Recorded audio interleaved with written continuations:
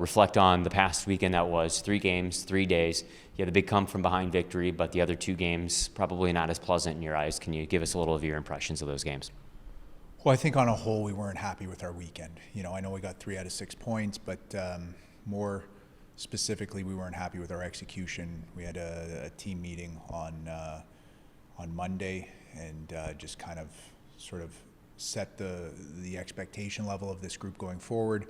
We believe in this group, and we didn't believe that we met our expectations of ourselves.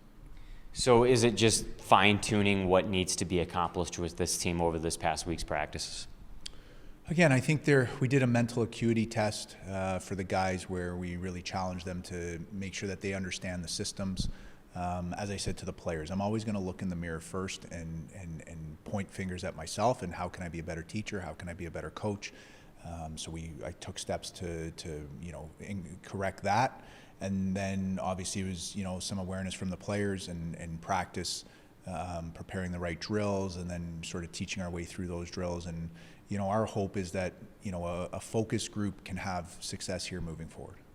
I think I talked to you about this once, maybe back in November, about the identity of this team. And you said that it would take maybe years to accomplish. But as we're closing out regular season of year 1, do you feel like you've grasped somewhat of an identity of what you want this culture to be?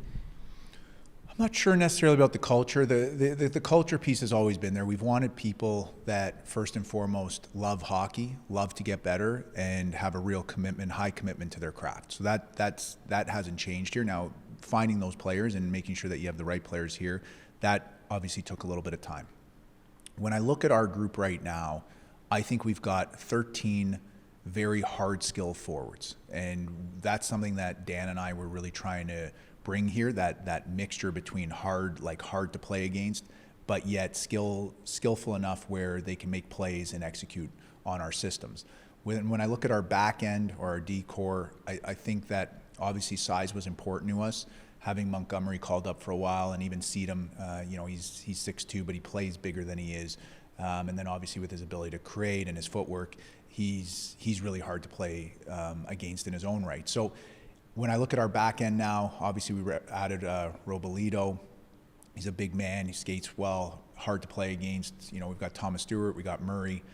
Dad isn't off. As I said, Seedham and even Berger in his own right. You need one guy that's going to be pretty skillful and can make plays. So we're happy where our back end is now. And then if you look at our goaltenders, I think obviously losing Sinclair there kind of created like a little bit of a gap for a little bit there. But now you look at, Cass's body of work, you look at Dryde's body of work, and, Peretz is probably back to day now.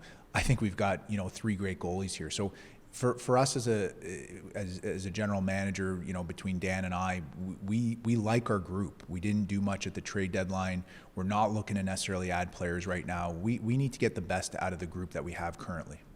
And as we look ahead to Fort Wayne, you got them 4 times coming up here to end the regular season, 3 in their arena, which we all know what Fort Wayne fans can bring to the table. But how's the preparation against the Comets here?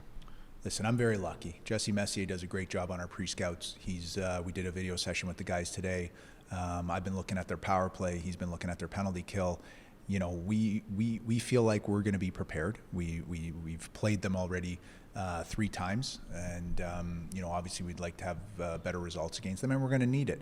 And the reality is, like, we're playing Fort Wayne here 4 more times. We've got Wheeling 1 more time, Kalamazoo twice, Toledo once, and Indy once.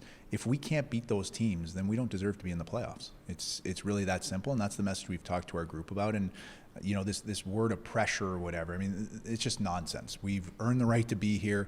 We're excited to be here. We got 9 games left, 16 days. We've put ourselves in this position, and now we just need to get over that hump.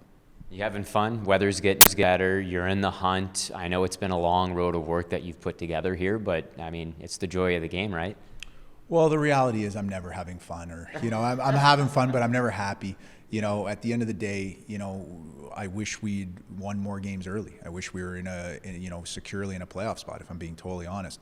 But we're not. This is the hand we're dealt, and we've given ourselves a chance. And now it's just about us going and execute. And that's really what we talk to the players about. We don't need anyone to do anything special. We need everyone to be the best versions of themselves and execute the structure and the system that we've been teaching here for 6 or 7 months.